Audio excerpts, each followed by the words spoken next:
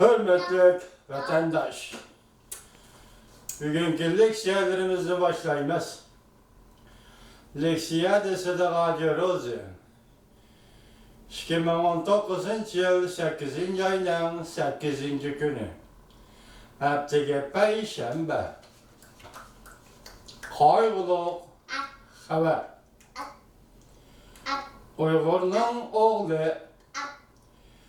bir vatanın nevkıranı, bir milletin mücahidi, Uygur'un şairi, yazgıcı, yetek, cemaat erbabı, Sabık Halk İnkılabı Partisi'nin azası, ot yürek, inkılapçıl erkek, Abdülhakim Baki 2019 yıl 8. ayının 8.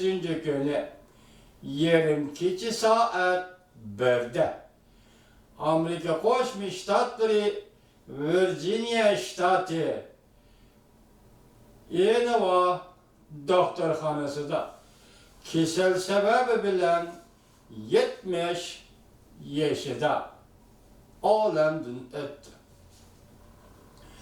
Ben ve minin ayalım Rabia Kadir işkimiz kaygı ve hasret ilkede durur. Allah'ın ahirette bu kişiye merhum Abdülhakim Bakı'ga cennet ata kılışını dileyimiz. Bu dünya bilen o dünyanın çevresi da insanlar yaşayıp durgan dakika demlerde bu ayrılış eğer tınıklarının yinek üzülüşü ve yinek tınıklarının eğer üzülüşü bilen başlandı. Millet için kuş dilep yinek tınıklarda Allah'a sığınıp vatan için eğer tınıklarda Allah'tan yardım talep kılıp yaşayan bu insanlar sokup durgan yüreği sakıştın taktıdır. Bu ayrılış onun aile tava batırıp için hem biz için gusle yöpürülüp yığı aralaş besip kilovatkan bir peytte. Abdülhakim Bakı'nın balı çakılları aile tavabatlarıga sever, takat dileyimiz. Dadamla Abdülhakim Bakı vatanın örlüğü, milletin azatlığı için kömlüğü pükken maksatlarına muvafık mecburiyetlerini ada kıldı. Mesuliyetini hem tamamladı. Abdülhakim Bakı, merhum Abdülhakim Bakı, Allah'ın mümin bendisi, bendeler içi de mulayim adam idi. Ademigerçilik, insanperverlik, sıfat ve tabiiyeti, ahlaklı adam idi.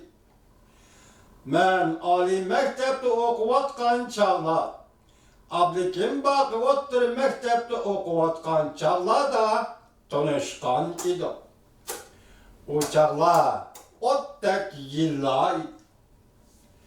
Ottek çağlar idi. Xitay hakimiyeti iktisadi ve siyasi kriz kepet kılıp çıkış yolu izlep medeniyet inkılabı deydiğen atak bilen iktisadi ve siyasi ziddiyetlerini kurallarını vücuduna iştirip ammevi diktatörünü yol kokuyor. Bütün memleketini bir vahimile kayfiyat işçiga söylep kirgende Xitayga mustamlika bolup turgan Uygur halkı hem milli mustaqillikni chiqish yo'llariga izlangan edi. Mekteplarda teşkilatla kurulup özara aloqalashib bir kuch milletning kuchini tashkillashga kirishgan. Urumchi shaharlik tajriba o'ttir maktab. Urumchi shaharlik 6-o'ttir maktab. O'quvchilarni tashkillab, yetaklash rahmatlik Abdukim Baqaning oldiga qo'yilgan vazifa bo'lib qolgan ish.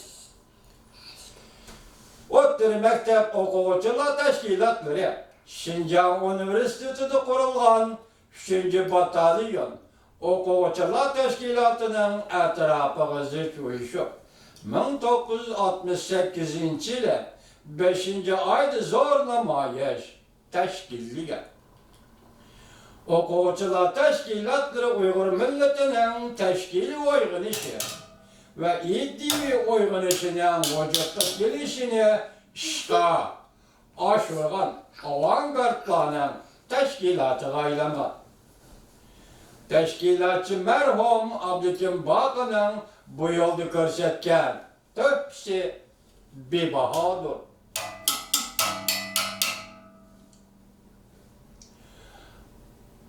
Men Abdukim Baqa bilan ana shunday o'tliq yillarda tanishgan edim. Tanışkan edim. Abdukim Baqa bir mezgil Türkiye'de balıçakısı bilen bizden misafir oldu. Keyin Amerika'ya yetip geldi. Biz bilen bile misafir oldu. Başka işler durup dursun. Xitaycha atılıp kalgan Tianshan diye isimni özgertip asli keltirip başka vatanperverler bilen birlikte Temlettal deb ataşni asliga keltirgan ve bir jurnalning ismi qilib qo'yib Temlettal adabiy jurnali nashr qilgan marhum Abdukim Baqa edi. Marhum Abdukim Baqa vaqtsiz aramızdan vaqtsiz ketib qoldi. Xitoy mustamlikchi imperiyasi og'dirildi. Büt boldu, gumran boldu degan sözlerini anlışı ve öz gözü bilen körüşü kerek bolgan bu adam bizden aramızdan vaqtsiz ketib qoldi. Qanday qilamiz? İnsan işkanmiz. Takdirga qo'ysunmay nima chora bor. Marhum Abdukim Baqaning yatar joyi cennet bo'lgan. Amin.